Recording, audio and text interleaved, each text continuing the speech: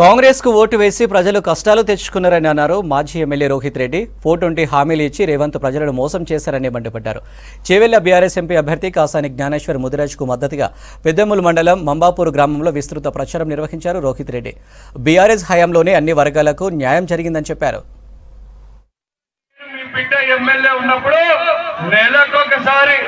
ప్రతి ఆడబిడ్డకు పిలిచి పెళ్లి చేసుకున్న వాళ్ళకు 1,116 ఇచ్చేటండి.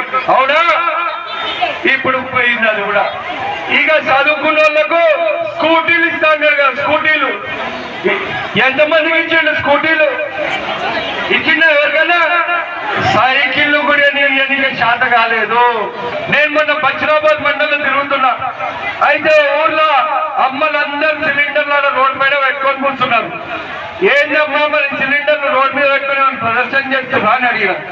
అడిగితే లేదు నాయన గ్యాస్ బండి వస్తుంది అన్నారు. అవునా, ఎంతకి ఇస్తుండు గ్యాస్ అనేసి అడిగారు.